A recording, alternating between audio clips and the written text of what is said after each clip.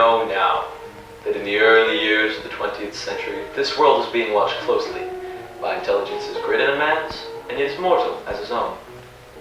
We know now that as human beings busy themselves about their various concerns, they were scrutinized and studied, perhaps almost as narrowly as a man with a microscope might scrutinize the transient creatures that swarm and multiply in a drop of water. With infinite complacence, people went to and fro over the earth about their small affairs, serene in the assurance of their dominion over this small spinning fragment of solar driftwood, which by chance, or design, man has inherited from the dark mystery of time and space. Yet across an immense ethereal gap, minds that minds as ours are to the beasts in the jungle, intellects vast, cool, and unsympathetic, regarded this world with envious eyes, and slowly and surely drew their plans against us. In the 63rd year of the 20th century came the Great Disillusionment. It was near the end of October. Business was better. The war in Vietnam had been going on since 1955, but it was far away, and mainstream society gave it little thought. More men were back at work. Sales were picking up. On this particular evening, October 30th, the CBS News Service estimated that over 32 million people were either listening to their radios or were glued to the monochromatic screens of their televisions.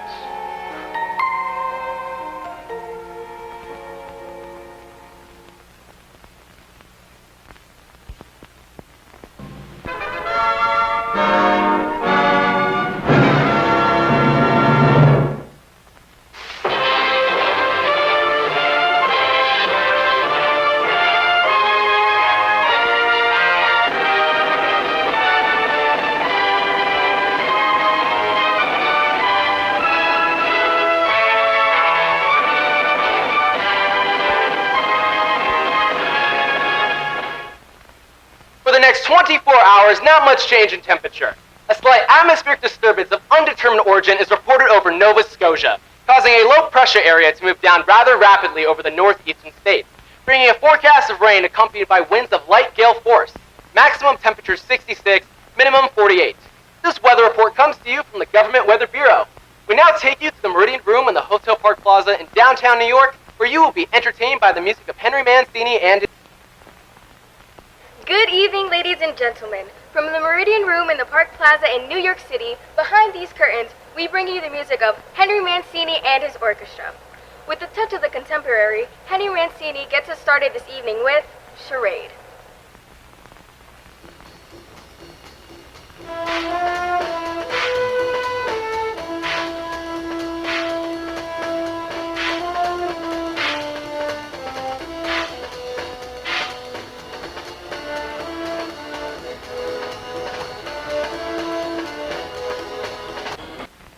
Ladies and gentlemen, we interrupt our musical program to bring you a special bulletin from the Intercontinental Television News Network. At 20 minutes before 8 Central Time, Professor Farrell of the Mount Jennings Observatory in Chicago, Illinois, reports observing several explosions of incandescent gas occurring at regular intervals on the planet Mars. The spectroscope indicates the gas to be hydrogen and that it's moving towards Earth with enormous velocity. Professor Pearson of the Observatory at Princeton confirms Farrell's observation and describes the phenomenon as like a jet blue flame shot from a gun.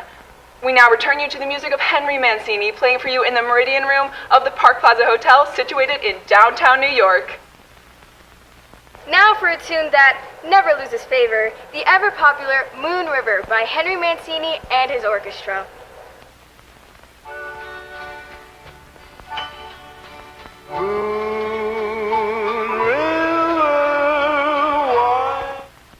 Ladies and gentlemen, following on the news given in our bulletin a moment ago, the Government Meteorological Bureau has requested that all large observatories in the country keep an astronomical watch on any further disturbances occurring on the planet Mars. Due to the unusual nature of this event, we've arranged an interview with famous astronomer Professor Pearson, who will give you his views on the event. In a moment, we will take you to the Princeton Observatory at Princeton, New Jersey. Until then, we return you to tonight's televised concert featuring Henry Mancini and his orchestra.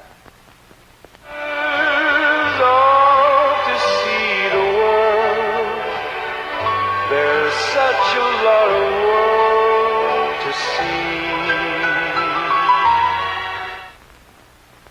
We are now ready to take you to the Princeton Observatory, where Carl Phillips, our commentator, will interview Professor Richard Pearson, noted astronomer. We now take you to Princeton, New Jersey. Good evening, ladies and gentlemen. This is Carl Phillips speaking to you from the observatory in Princeton. I'm currently standing in a semicircular room, pitch black except for an oblong split in the ceiling. Through this opening, I can see a sprinkling of stars that cast a kind of frosty glow over the intricate mechanism of this huge telescope. The ticking sound you hear is the vibration of the clockwork. Professor Pearson stands directly above me on a small platform, seems to be peering through a giant lens. I ask you to be patient, ladies and gentlemen, during any delay that may arise during this interview. Besides his ceaseless watch over the heavens, Professor may be interrupted by telephone or other communications. At this period, he is in constant touch with the astronomical centers of the world. Professor, will you please come down so that I can begin the interview? I'll be right down, Mr. Phillips.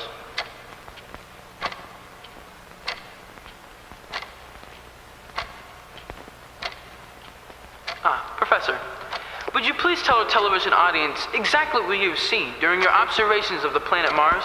Nothing unusual at the moment, Mr. Phillips. I simply saw a red disk swimming in a blue sea.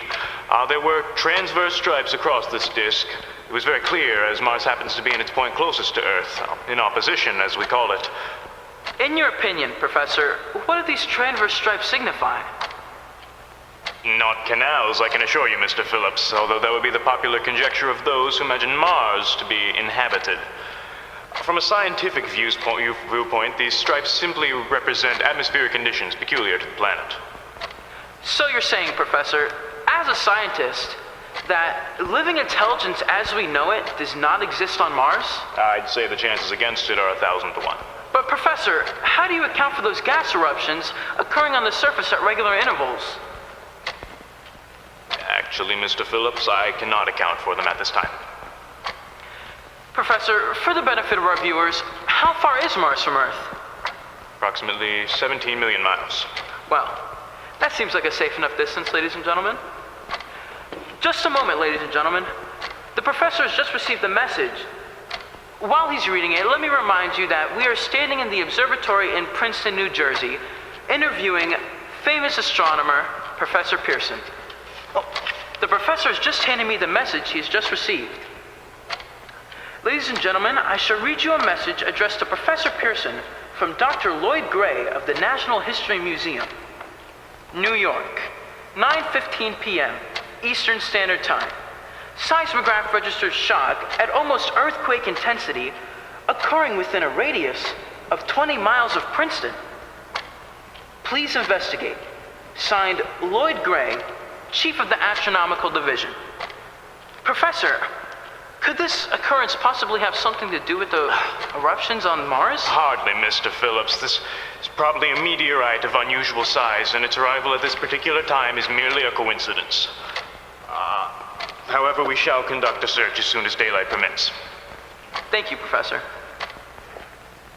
Ladies and gentlemen, for the past 10 minutes, we've been speaking to you from the observatory in Princeton, New Jersey, bringing you a special interview with Professor Pearson, noted astronomer. This is Carl Phillips speaking. We are now returning you to our New York studio. Ladies and gentlemen, here is the latest bulletin from the Intercontinental News Network. Toronto, Canada, Professor Morse of McGill University reports observing a total of 3 explosions on the planet Mars between the hours of 7:45 p.m. and 9:20 p.m. Eastern Standard Time. This confirms earlier reports given from American observatories. Now, closer to home comes a special message from Trenton, New Jersey. At 8:50 p.m., it is reported that a huge flaming object, believed to be a meteorite, fell on the farm of Grover's Mill, 22 miles from Trenton. The flash in the sky was visible within a radius of several hundred miles, and the noise of the impact was heard as far north as Elizabeth. We have dispatched a special mobile unit to the scene, and we will have our commentator, Carl Phillips, give you his first-hand account as soon as he is able to reach there from Princeton. Until then, we take you to the Hotel Martinet in Brooklyn, where Jimmy Gilmer and the Fireballs are performing today's #1 hit, The Sugar Shack.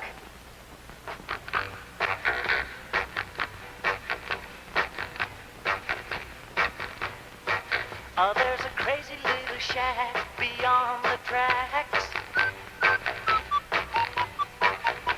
and everybody calls it the Sugar Shack.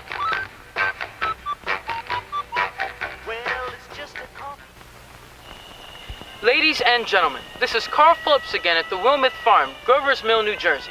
Professor Pearson and myself made the 11 miles from Princeton in only 10 minutes. Well, I hardly know where to begin. To paint you a picture of the strange scene before my eyes, like something out of a modern Arabian Nights. It's impossible, but I have just gotten here. I haven't had a chance to look around yet. Oh, I guess that's it. Yes, I guess that's the thing right behind me, half buried in a vast pit. It must have struck with terrific force, with splinters of a tree. It must have struck in its way down. As you can see, the object itself doesn't look very much like a meteor. As much as the meteors I've seen anyway. It looks more like a huge cylinder. It has a diameter of... what would you say, Professor Pearson? What's that, Mr. Phillips? Professor, the diameter. About 30 meters. About 30 meters. The metal sheath is... well, have you seen anything like it? The color is sort of yellowish-white. Curious spectators are now pressing close to the object in spite of the efforts of the police to keep them back. They're getting in front of our cameras. Would you please stand back? Stand to one side, please. Hey, step aside! Move aside!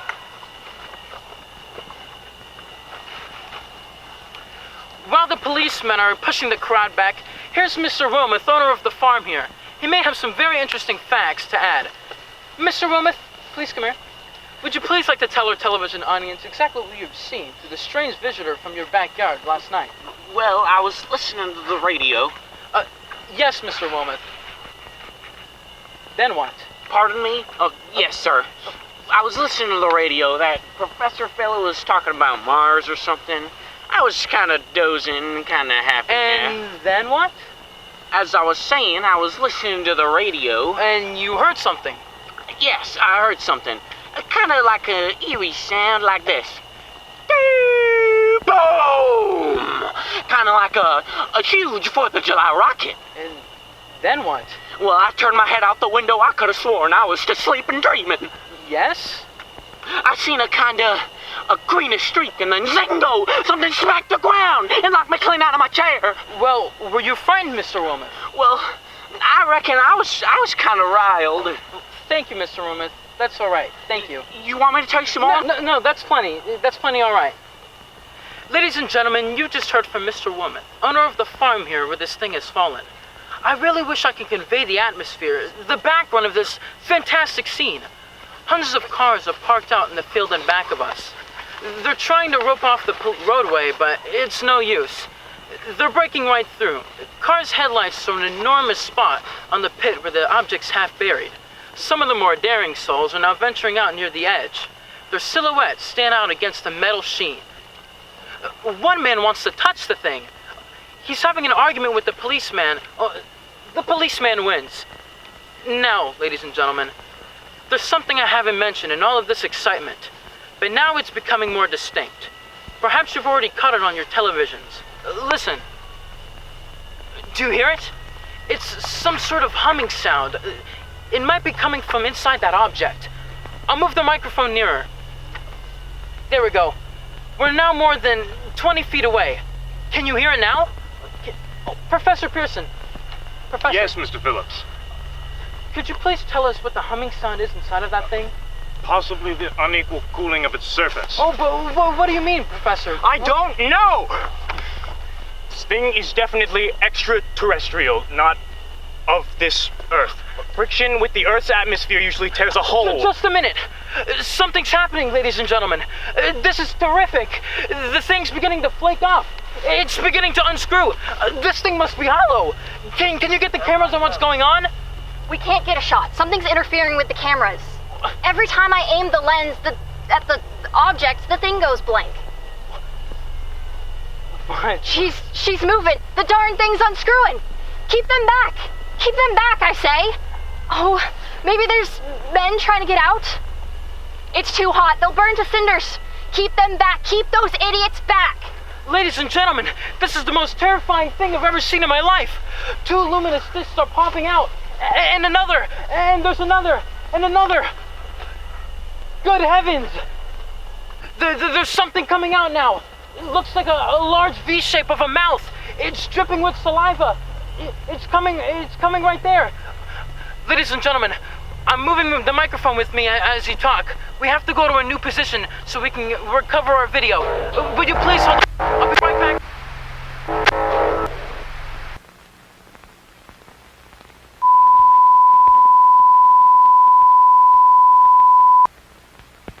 We are bringing you an eyewitness account of what's happening at Wilmouth Farm, Grover's Mill, New Jersey. We now return you to Carl Phillips at Grover's Mill. Ladies and gentlemen, am I on? Ladies and gentlemen, this is Carl Phillips speaking to you at the Wilmouth Farm. We're in a small clearing away from the thing. A bunch of policemen are going into the pit. They seem to be bringing a flag of truce. If they know what that means. What anything means. Alex, try to get that with your camera. It must be the radiation or something. Wait! A hunched shape is coming out of the pit. It's pointing right towards the policemen. Good Lord! It hit them head on. Fire's splitting to the field. It's going to the barn. It's hitting the gas tanks. It's coming 20 yards to my right.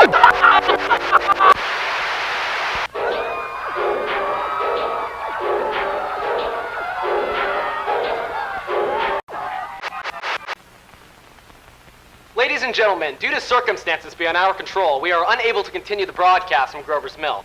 Evidently, there are some difficulties with our field transmission. However, we will return to that point at the earliest opportunity. In the meantime, we have a late bulletin from San Diego, California. Professor Indelkoffer, speaking at a dinner of the California Astronomical Society, expressed the opinion that the explosions on Mars are undoubtedly nothing more than severe volcanic disturbances on the surface of the planet. Ladies and gentlemen, I have just been handed a message that came in from Grover's Mill by telephone. Just one moment, please. At least 40 people, including 6 state troopers, lie dead in a field east of the village of Grover's Mill. Their bodies have been burned and distorted beyond all possible recognition. The next voice you hear will be that of General Brigadier Montgomery Smith, commander of the state militia at Trenton, New Jersey. I have been requested by the governor of New Jersey to place the counties of Mercer and Middlesex as far west as Princeton and Jamesburg under martial law. No one will be permitted to enter these areas unless given special pass issued by state or military authorities. 4 companies of state militia are now proceeding from Trenton to Grover's Mill and will aid in the evacuations of homes within the range of military operations. Thank you. You have just been listening to General Montgomery Smith commanding the state militia at Trenton. In the meantime, further details of the catastrophe at Grover's Mill are coming in. The strange creatures, after unleashing their deadly assault, crawled back into the pit and made no further attempts to prevent the efforts of firemen to recover the bodies and extinguish the fire. Combined fire departments of Mercer County are fighting the flames which menace the entire countryside. We have been unable to establish any contact with our mobile unit, but we hope to return you there at the earliest possible moment. In the meantime, just one moment, please.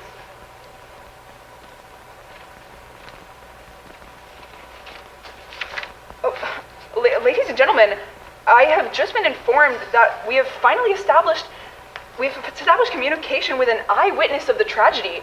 Professor Pearson has been located at a farmhouse outside of Grover's Mill, where he has established an emergency observation post. As a scientist, he will give you his views of the event. In a moment, we will take you to the Professor Pearson. Brought to you live, Professor Pearson.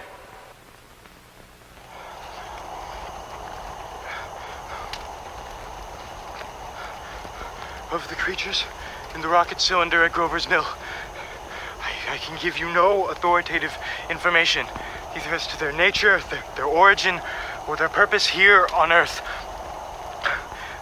Of their destructive instrument, however, I may be able to offer some conjectural explanation. For lack of a better term, I shall refer to this mysterious weapon as a heat ray. It is far too clear that these aliens have a scientific knowledge far in advance of our own, and it is my guess that by some means they're able to generate an intense heat in a chamber of practically absolute non-conductivity. The heat is then projected in a beam against any source they choose by means of a polished parabolic light source of unknown composition. Much as a lighthouse projects a beam of light. That is my conjecture of the origin of the heat ray.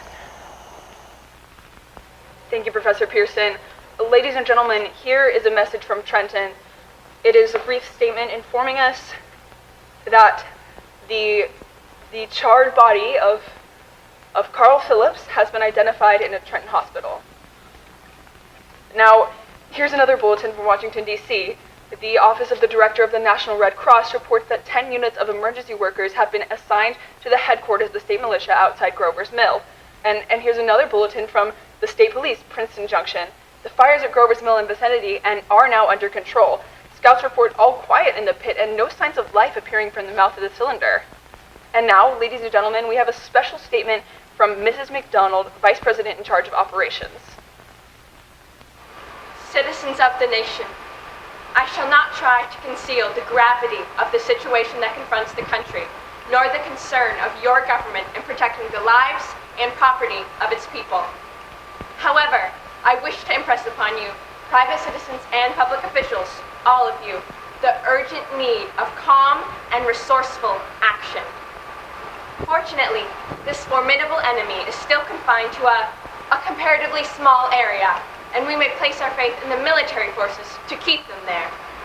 In the meantime, placing our faith in God, we must continue the performance of our duties, each and every one of us, so that we may confront this destructive adversary with a nation united, courageous, and consecrated to the preservation of human supremacy on this earth. I thank you. We now take you to the field headquarters of the state militia near Grover's Mill, New Jersey. Good morning.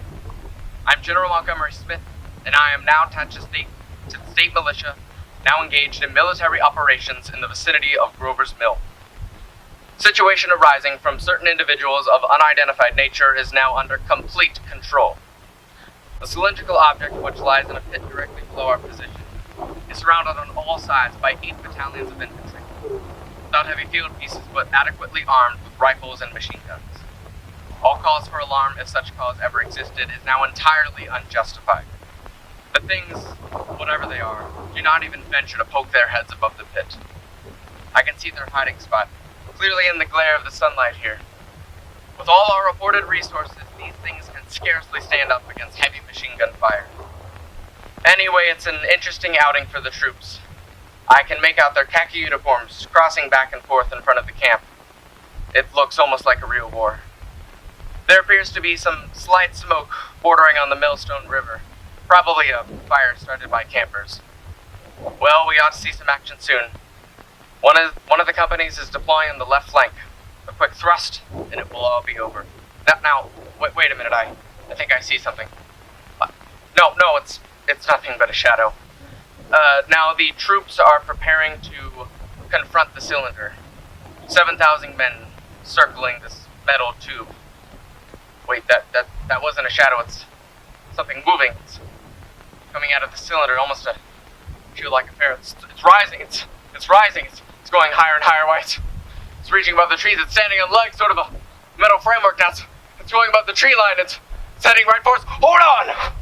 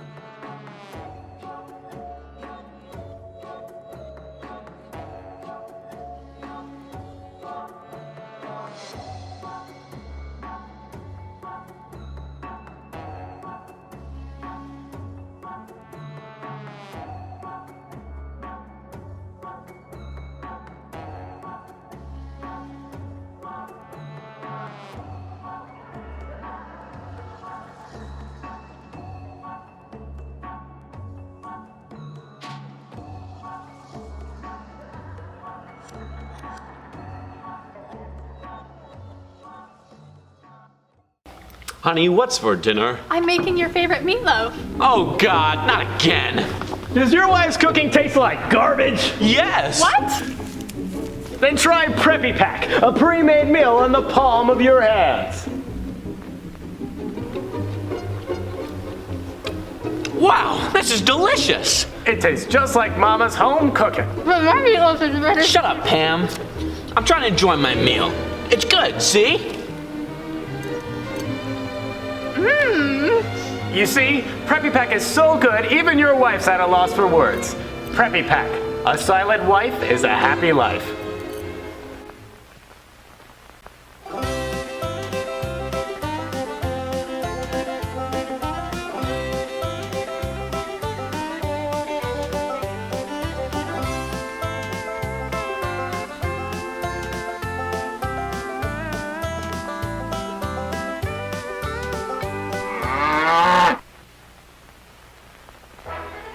Ladies, are you under 18? Still unhappy and still single? Well, I have the thing for you. Aphrodite's perfume. One sniff and the men will drop to their knees. I was lonely and useless until I tried Aphrodite's perfume. Now I'm married and need it every day. The fragrant smells of lavender and rose are scientifically proven to attract a husband. My daughter was unhappy and unmarried, and I thought I was never gonna have grandchildren. Now look at her. I'm so happy I tried Aphrodite's perfume. Where are my grapes? And now you can try it too. Just look in the Sears catalog today. Aphrodite's perfume. One whiff and they're in heaven. Ladies and gentlemen, I have a grave announcement to make. Incredible as it may seem, both the observations of science and the evidence of our eyes lead to the inescapable assumption that those strange beings who landed in the Jersey farmlands tonight are the vanguard of the invading army from the planet Mars. The battle which took place tonight at Grover's Mill has ended in one of the most startling defeats ever suffered by an army in modern times. 7,000 men armed with rifles and machine guns pitted against a single fighting machine of the invaders from Mars. 120 known survivors. The rest strewn over the metal fleet of the monster or burnt to cinders by its heat ray. The monster is now in control of the middle section of New Jersey and has effectively cut the state through its center. Communication lines are down from Pennsylvania to the Atlantic Ocean. Railroad tracks are torn and service from New York to Philadelphia discontinued except routing some of the trains through Allentown and Phoenixville. Highways to the north, south, and west are clogged with frantic human traffic. Police and Army reserves are unable to control the mad flight. By morning, the fugitives will have swelled Philadelphia, Camden, and Trenton. It is estimated to twice their normal population. At this time, martial law prevails throughout New Jersey and eastern Pennsylvania. We take you now to Washington for a special broadcast on the national emergency. The Secretary of the Interior. We have received a request from the militia at Trenton to place at their disposal our entire broadcasting facilities. In view of the gravity of the situation and believing that television has a responsibility to serve in the public interest at all times, we are turning over our facilities to the militia at Trenton. You have just heard the Secretary of the Interior speaking from Washington. Bulletins and numerous to read are piling up in the studio here. We are informed the central portion of New Jersey is blacked out from all communications due to the effect of the heat ray upon power lines and electrical equipment. Here is a bulletin from New York. Cables received from English, French, German scientific bodies offering assistance. Astronomers report continued gas outbursts at regular intervals on planet Mars. Majority voice opinion that the enemy will be reinforced by additional rocket machines. Attempts made to locate Professor Pearson, who has observed Martians at close range. It is feared he was lost in recent battles. Langham Field, Virginia. Scouting planes report 3 Martian machines visible at treetops, moving north towards Somerville, with populations fleeing ahead of them. Heat ray not in use, although advancing at express train speed, invaders pick their way carefully. They seem to be making cautious effort to avoid destructions of city and countryside. However, they stop to uproot power lines, bridges, and railroad tracks. Their apparent objective is to crush resistance, paralyze communication, and disorganize human society.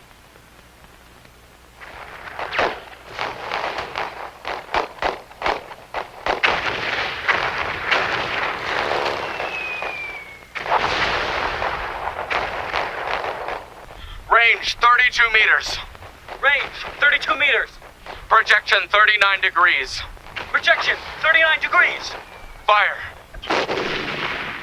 140 meters to the right, sir. Shift range 31 meters.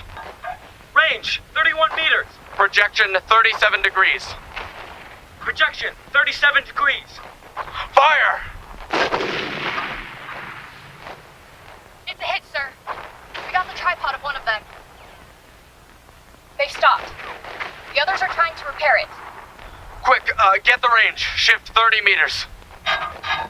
Shift 30 meters. Projection 27 degrees. Projection 27 degrees. Fire! Can't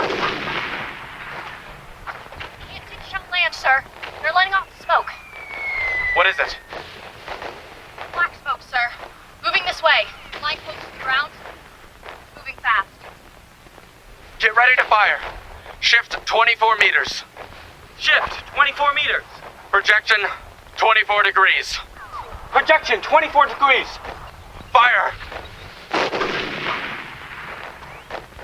Still can't see, sir. Get the range.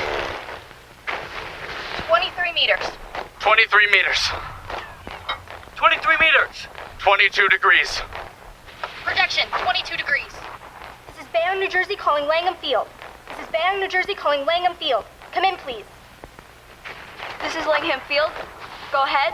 8 Army bombers in engagement with enemy tripod machines over Jersey Flats. Engine incapacitated by heat ray. All crashed. 1 enemy machine destroyed. Enemy now discharging heavy black smoke in direction of... This is Newark, New Jersey. This is Newark, New Jersey. Warning. Poisonous black smoke pouring in from Jersey marches. Reaches South Street.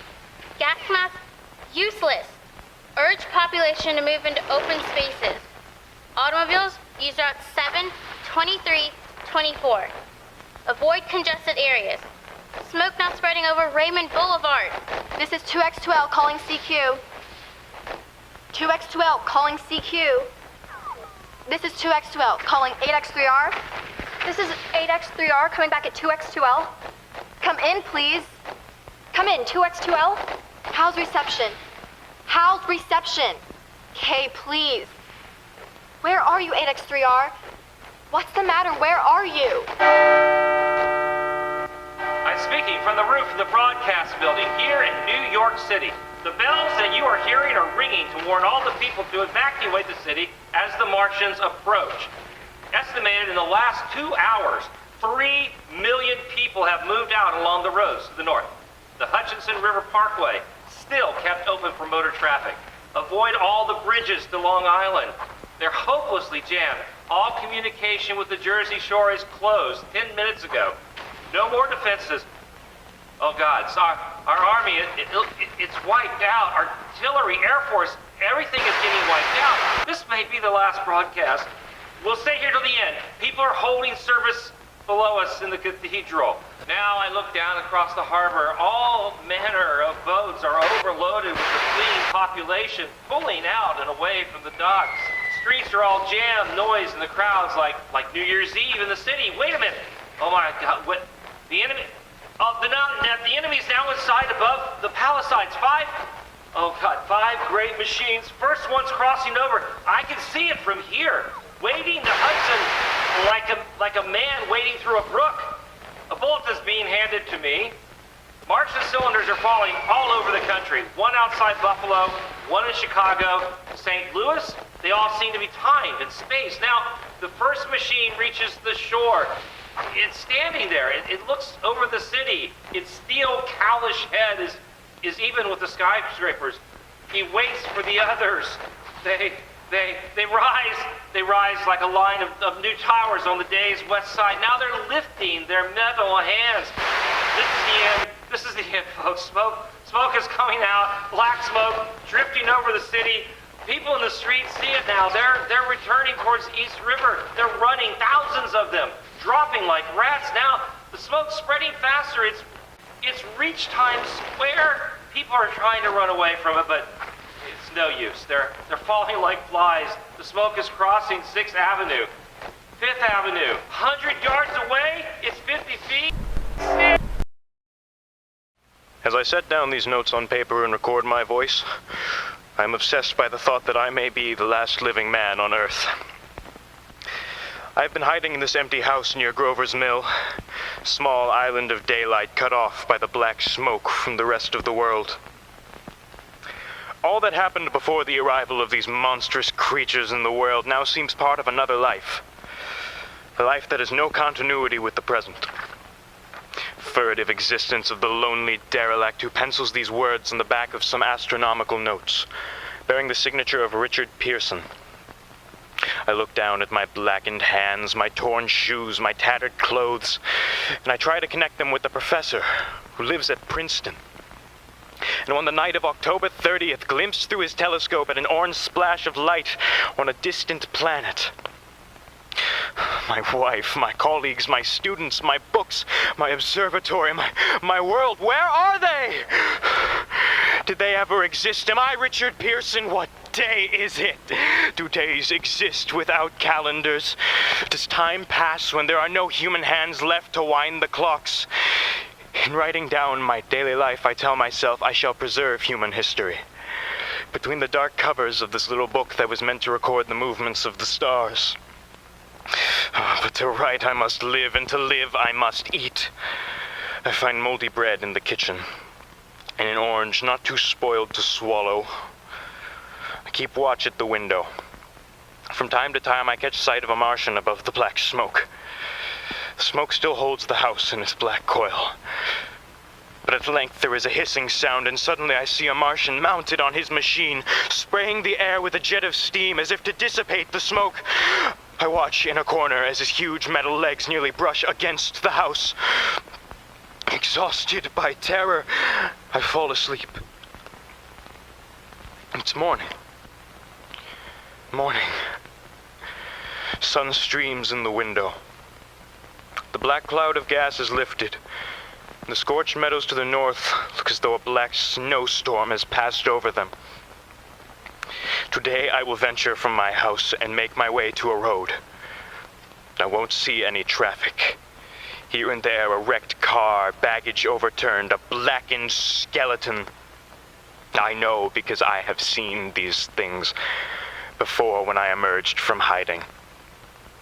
This time I will push on north. For some reason, I feel safer if I'm trailing these monsters instead of running away from them. I will keep a careful watch, for I have seen the Martians feed. Should one of their machines appear over the top of trees, I am ready to fling myself flat on the earth. I must keep alive. I will wander in a very northern direction through a desolate world. Of this I am certain. Outside my window, I notice a living creature. A small red squirrel in a beech tree. I stare at him and wonder. He stares back at me. I believe at that moment the animal and I share the same emotion. The joy of finding another living being. Yesterday I found dead cows in a brackish field. Beyond, charred rooms of a dairy farm. The silo was still there, standing guard over the wasteland, like a lighthouse deserted by the sea. Astride the silo perched a weathercock. The arrow pointed north. I am further north now, having followed that weathercock, and I have just arrived at a city vaguely familiar to me. Its buildings are strangely dwarfed and leveled off, as if a giant hand sliced off its highest towers with the capricious sweep of a hand. Here in its outskirts, I have found Newark. Undemolished, but humbled by some whim of the advancing Martians. Suddenly an odd sense as though I am being watched. There was someone standing over there in the tree line. Another human. She's a large woman, with a very large knife. Stop! Where do you come from? I come from many places. A long time ago, from Princeton. Princeton, huh? That's near Grover's Mill. Yes. Grover's Mill. There's no food here. This is my country, all this end of town down to the river. There's only food for one. Where are you going? I don't know, I guess. I'm looking for people. What was that? Did you hear something just then? Only a bird. Live bird. You get to know the birds have shadows these days. Say, we're out in the open here. Let's crawl into this doorway and talk. Have you seen any Martians? Nah, they've gone over to New York. At night, the skies alive with their lights just as if there's still people living in it. By daylight, you can't see them. 5 days ago, I saw them carrying something big across the flats to the airport. I believe they're learning how to fly. Fly? Yeah, fly. But it's all over with humanity. But stranger, there's still you and I. 2 of us left. They got themselves in solid. Wreck's the greatest country in the world. Those green stars, they're probably falling somewhere every night. They've only lost 1 machine. There's nothing to do. We're done. We're licked.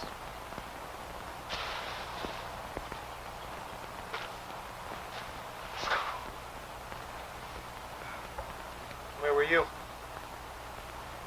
You're in a uniform. Yeah, what's left of it. I was in the militia, National Guard. That's good. Wasn't any war any more than there's war between men and ants. We're eatable ants. Oh, I found that out. What will they do with us? I thought it all out. Right now, we're caught as we're wanted. The Martian only has to go a few miles to get a crowd on the run. They won't keep doing that. They'll start catching us all systematic-like, keeping the best of us and storing us in cages and such things. They haven't begun on us yet. Not begun. Not begun. Now, all that's happened now is because we don't have sense enough to keep quiet. Bothering them with guns and such stuff, losing our heads and rushing around in crowds. Now, instead of rushing in blind, we've got to fix ourselves up. Fix ourselves up according to the way things are now. Cities, nations, civilization, progress. Done. But if that's so, what is there to live for? Well, there's not going to be concerts for another 1,000,000 years or so. No nice little dinners at restaurants.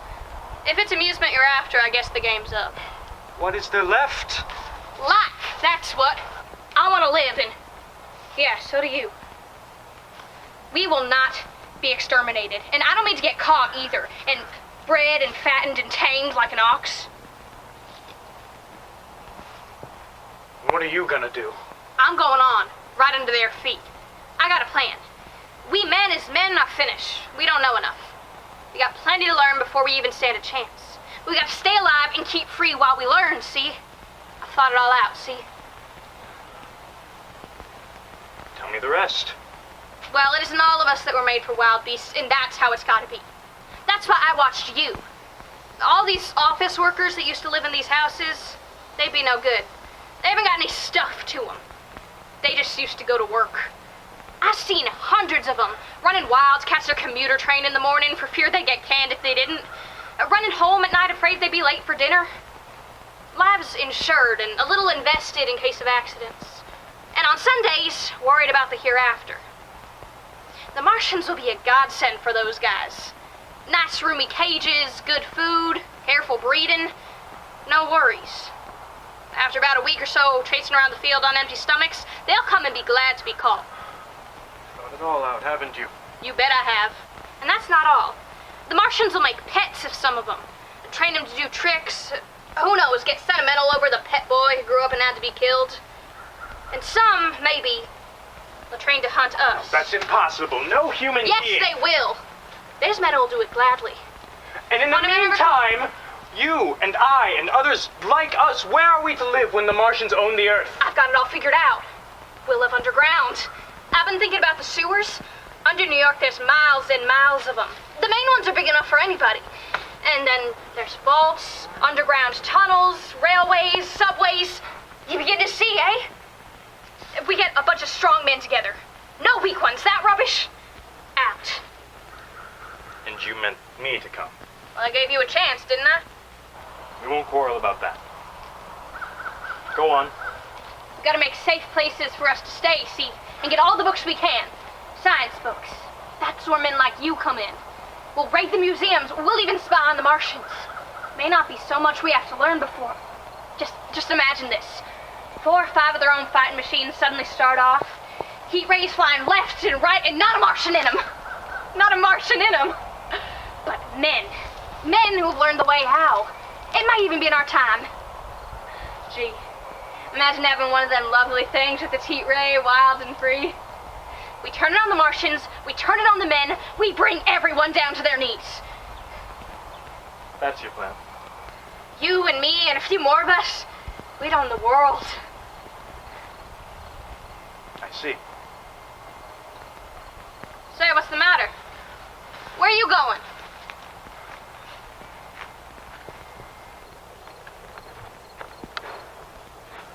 Not to your world. Goodbye, stranger. Hey, wait a minute. What are you gonna do? I can help you. I want to try to talk to you. Where are you going?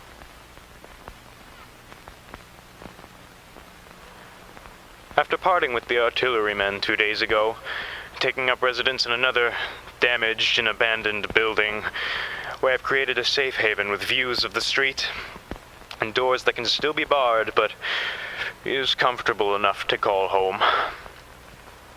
Once I had settled in my abode, I found myself reflecting on the last few days. During my travels the last several days, I came to the Holland Tunnel, where I proceeded to enter that silent tube, anxious to know the fate of the great city on the other side of the Hudson. Cautiously, I came out of the tunnel and made my way up Canal Street. I reached 14th Street, and there again were black powder and several bodies, and an evil, ominous smell from the gratings of the cellars of some of the houses. I wandered up through the 30s and 40s. I stood alone on Times Square. I caught sight of a lean dog running down 7th Avenue with a piece of dark brown meat in his jaws and a pack of starving mongrels at his heels. He made a wide circle around me as though he feared I might prove a fresh competitor.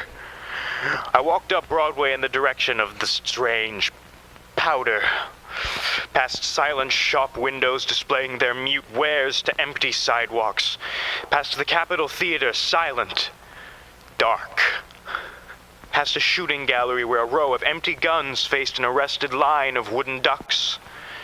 Near Columbus Circle, I noticed models of 1964 motor cars in the showrooms, facing empty streets.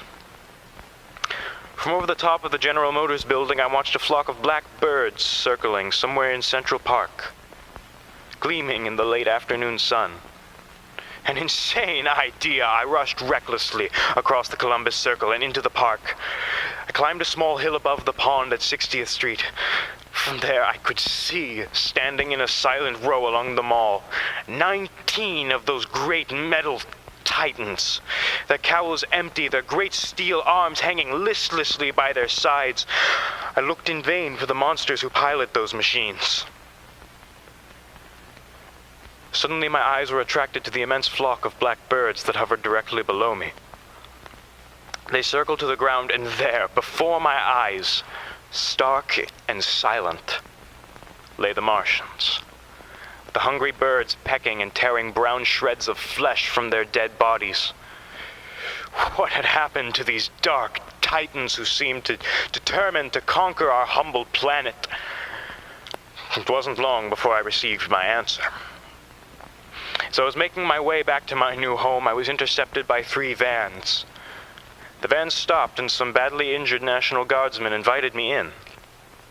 They told me they were taking me to the local hospital, where many of the survivors had found shelter during the invasion. I told them I was fine, and I just wanted to return to my home. After checking if I was sure, they dropped me back here in my new abode, promising to check up on me and keep me informed as to what had happened to the Martians. Later, when the bodies of the Martians were examined in the laboratories, it was found that they were killed by the putrefactive and disease bacteria against which their systems were unprepared. Slain, after all man's defenses had failed by the humblest thing that God in his wisdom put on this earth. Before the cylinder fell, there was a general persuasion that through all the deep of space, no life existed beyond our minute sphere. Now we see further. Dim and wonderful is the vision I have conjured up in my mind of life spreading slowly from this little seedbed of the solar system throughout the inanimate vastness of sidereal space. But that is a remote dream. It may be that the destruction of the Martians is only a reprieve. To them and not to us is the future ordained, perhaps. Strange it now seems to sit in my peaceful study at Princeton, writing down this last chapter of the record that begun in a deserted farm in Grover's Mill. Strange to see from my windows the university spires dim and blue through an April haze. Strange to watch children playing in the streets. Strange to see young people strolling on the green where new spring grass heals the last black scars of a bruised earth. Strange to watch the sightseers enter the museum where the disassembled parts of a Martian machine are kept on public view. Strange when I recall the first time I saw it.